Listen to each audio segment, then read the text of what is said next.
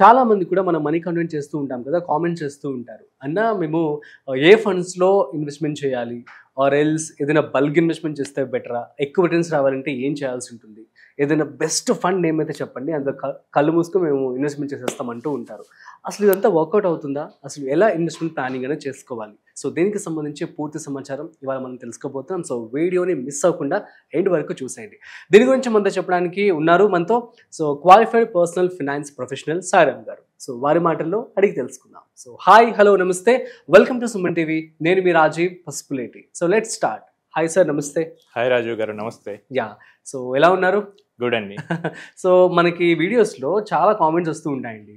So money videos ఏం చేసినా సరే కూడా నాకు ఏదైనా ఒక ఫండ్ నేమ్ చెప్పండి, మేము ఇన్వెస్ట్మెంట్ చేసేస్తాము, కళ్ళు మూసుకొని ఎంత ఇన్వెస్ట్మెంట్ చేయాలని చెప్పి అడుగుతూ ఉంటారు. Even my friends and family members కూడా. సో వీళ్ళందరికీ ఏం చెప్పొచ్చు మనము, at the same time high returns రావాలి అంటే ప్రాపర్ ప్లాన్ ఎలా చేసుకోవాలి? సో మిమ్మల్నే కాదండి, నన్ను కూడా అడుగుతుంటారు మా క్లయింట్స్. అంటే వాళ్ళకి ఏంటంటే మధ్యలో లంసం వచ్చింది అనుకోండి, tell me best fund to invest. ప్రతిసారి బెస్ట్ ఫండ్ అని అడుగుతారు. అంటే వాళ్ళు ఏంటంటే ఫండ్స్ ఎక్కువ ఉంటే కనుక ఎక్కువ రిటర్న్ వస్తుంది అనుకుంటారు, లేదా మన బెస్ట్ ఫండ్స్ ఎక్కువ పెడితే కనుక రిటర్న్ వస్తుంది అనుకుంటారు. బట్ ఫండ్స్ నెంబర్ అనేది ఎప్పుడు మీ రిటర్న్స్ని డిసైడ్ చేయదు.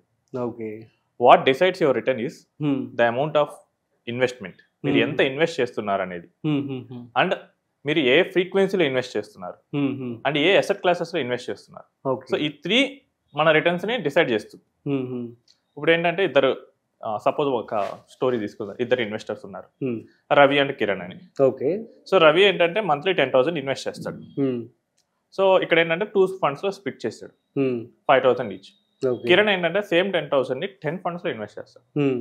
నేను ఏంటంటే ఒకసారి మన వీడియో చూసి ఒక ఫండ్ పెడతారు, ఇంకొకరిది చూసి ఇంకోటి, రేపు యూట్యూబ్లో కాకుండా ఈసారి గూగుల్ రివ్యూస్లో ఒకటి వస్తుంది, న్యూస్ పేపర్లో ఒకటి వస్తుంది. ఇట్లా 10 ఫండ్స్ పట్టుకొని వాటిలో ఇన్వెస్ట్ చేస్తూ ఉన్నాడు. ఓకే. సో ఇక్కడ కిరణ్ ఏం చేస్తుంటాడంటే ప్రతిసారి ఎవరో ఒకరు ఏదో ఒకటి చెప్పడంతో కొత్త దానిలోకి వెళ్తూ ఉంటున్నాడు. ఇక్కడ ఏంటంటే పర్ ఇన్వెస్ట్మెంట్ అనేది తగ్గుతూ ఉంది, పర్ ఫండ్లోకి వచ్చే ఇన్వెస్ట్మెంట్ అనేది తగ్గుతూ వస్తుంది. ఓకే. ఇక్కడ ఏంటంటే ఒక 15 years తర్వాత చూస్తే కనుక ఇద్దరు ఈవెన్ సేమ్ చేసినా కానీ రవి కొంచెం బెటర్ రిటర్న్ వచ్చింది. రీజన్ ఏంటంటే 2 ఫండ్స్లోనే ఇన్వెస్ట్ చేశాడు. ఓకే. ఒకవేళ ఆయన పెట్టిన ఇన్వెస్ట్మెంట్ ప్రతిసారి కరెక్ట్ అవ్వలేదు, రాంగ్ అయింది, బట్ వెంటనే తెలుసుకున్నాడు. ఓకే. 2 ఫండ్స్ ఉండడం వల్ల ఏది రిటర్న్ ఎక్కువ వస్తుంది, ఏది రిటర్న్ తక్కువ వస్తుంది ఈజీగా తెలిసిపోతుంది. ఇక్కడ 10 ఉండటం వల్ల ఏమవుతుందంటే ఒక 4 మంచి రిటర్న్ ఇచ్చాయి, ఒక 2 ఏమో యావరేజ్ ఇచ్చాయి, ఒక 4 మళ్ళీ లాగర్స్ అయ్యాయి.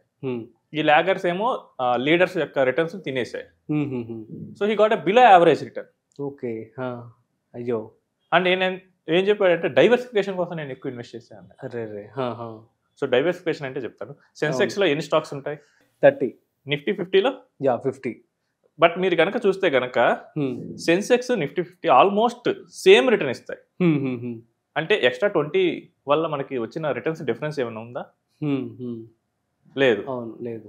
సో ఈ కాన్సెప్ట్ మిస్ అవుతారు. బియాండ్ ఏ పాయింట్ మనం డైవర్సిఫై చేయలేము, ఎన్ని ఎక్కువ పెట్టినా కానీ మనం రిటర్న్ అనేది రాదు. అవును.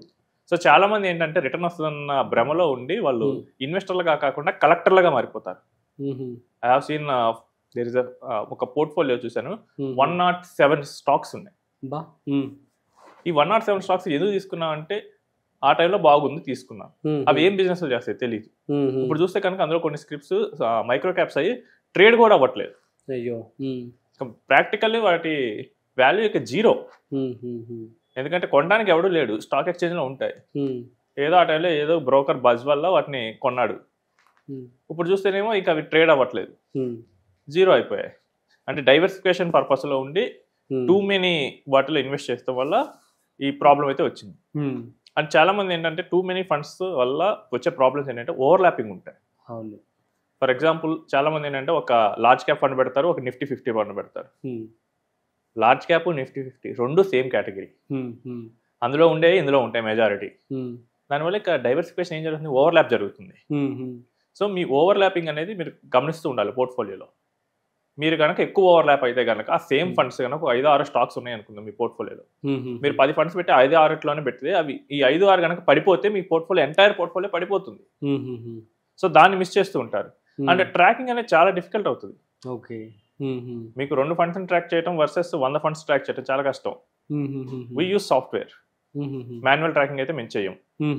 సో సాఫ్ట్వేర్ ఒకసారి ఏంటంటే ఒక ఆయన 400 ఫండ్స్ తో వచ్చాడు. సో చక్కగా మీరు ఆ సాఫ్ట్వేర్ పెట్టేసి మీరు AI వాడి అనలైజ్ చేస్తాం. హ్యూమన్ అనలైజింగ్ అన్ని 2020 ముందే.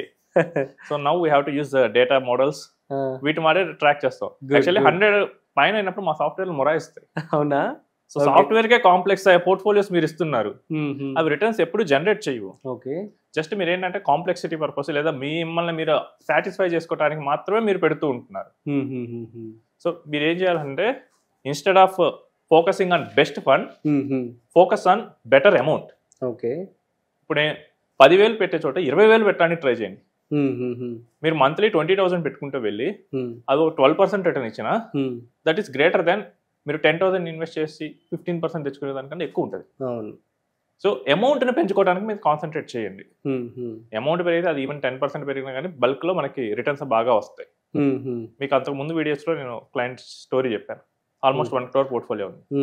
ఇప్పుడు ఆయనకి 10% పెరిగింది అనుకుందాం, 10 lakhs పెరుగుతుంది కదా ఆబ్వియస్లీ. ఇప్పుడు 10 lakhs ఉన్నవాడికి 20% పెరిగితే ఎంత వస్తుంది?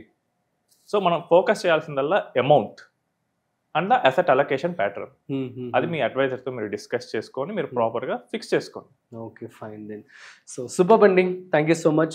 సో గైస్, మీ అందరికీ అర్థమైంది కదా. సో ఈ విధంగా అసెట్ అలొకేషన్, అదేవిధంగా మనీ ఎంత ఇన్వెస్ట్మెంట్ చేస్తున్నాం అనే దానిపైన కాన్సన్ట్రేషన్ చేయండి. కానీ కాకపోతే ఏ దాంట్లో పడితే ఆ ఫండ్లో ఈ ఫండ్లో వాళ్ళు చెప్పారు వీళ్ళు చెప్పారని చెప్పి మాత్రం ఇన్వెస్ట్మెంట్ అయితే చేసుకోమాకండి. సో లేదంటే మీరు లాస్ అనేది ఫేస్ చేయాల్సి ఉంటుంది అనమాట. That's it. సో మరొక ఇంట్రెస్టింగ్ కాంటెంట్తో మళ్ళీ కలుద్దాం. అంతవరకు చూస్తూనే ఉండండి Suman TV. This is Rajiv signing off. Video నచ్చినట్లయితే like, share and subscribe. Thanks for watching.